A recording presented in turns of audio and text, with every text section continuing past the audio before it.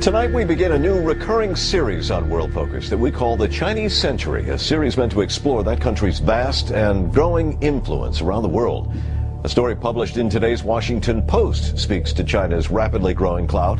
It said that China has now surpassed Japan as the U.S. government's largest creditor, owning at least 10% of all U.S. debt, perhaps as much as $700 billion. That potentially gives the Chinese tremendous leverage over the United States. No question that the United States was subjected to Chinese espionage. The most serious counterintelligence failures. No other country has succeeded in stealing so much from the United States. This is a plot and a supposed conspiracy that on the face of it has just about everything.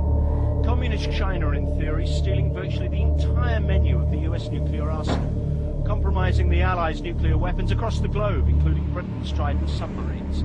The People's Liberation Army in Beijing, again in theory, close to deploying now a nuclear missile whose design draws on stolen American secrets.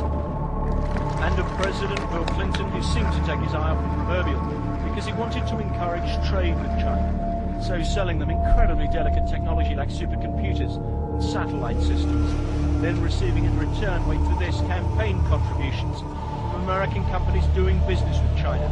Indeed, there was money, it seems, from the Chinese government itself. The People's Republic of China has stolen classified information on every currently deployed warhead in the U.S. ballistic missile arsenal. The PRC has also stolen information on the neutron bomb, which the United States has not yet deployed. All right, let's start with the big issue in the 2012 presidential race, jobs. Why haven't jobs come back as fast as many people thought they should? Because they're going to China. China is taking our jobs, they're making our product, and we have to do something about it, and we have to do something about it quickly.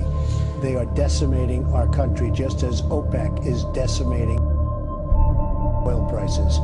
But how can you compete with Chinese labor, which is much, much less than unionized American labor? I mean, what are you going to make a law that says you can't, American companies can't manufacture in China? You're going to make a law? By getting China not to manipulate their currency. It's very tough for our companies to compete with Chinese companies because very simply they manipulate their currency. And when you manipulate a currency like they do, they're professionals. They're going to make a $300 billion, let's call it, profit this year on the United States.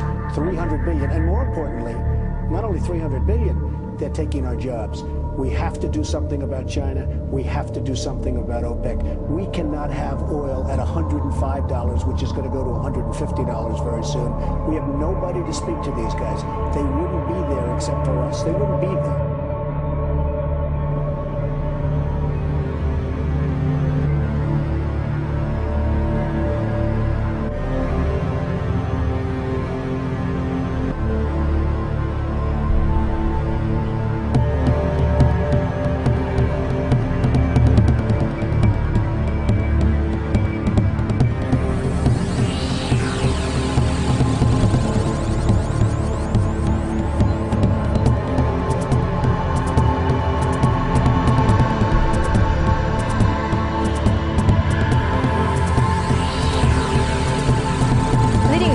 Predict America's age will end in 5 years. The International Monetary Fund forecasts that after more than a century, as the world's largest economy, the U.S., will be usurped by China as early as 2016.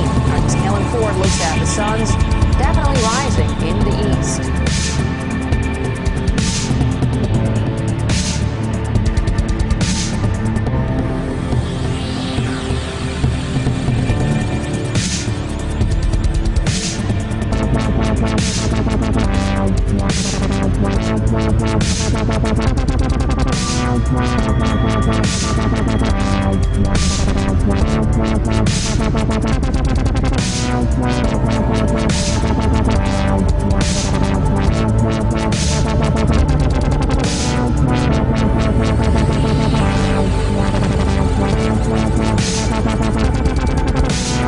6th angel sounded, and I heard a voice from the four horns of the golden altar which is before God, saying to the 6th angel which had the trumpet, Loose the 4 angels which are bound in the great river Euphrates.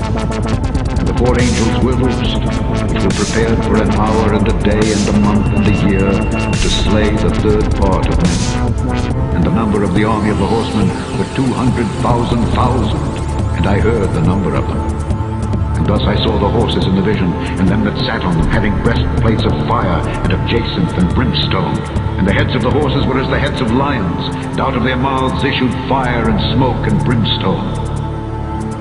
By these three was the third part of men killed, by the fire, and by the smoke, and by the brimstone which issued out of their mouths. For their power is in their mouths and in their tails. For their tails were like unto serpents, and had heads, and with them they do hurt.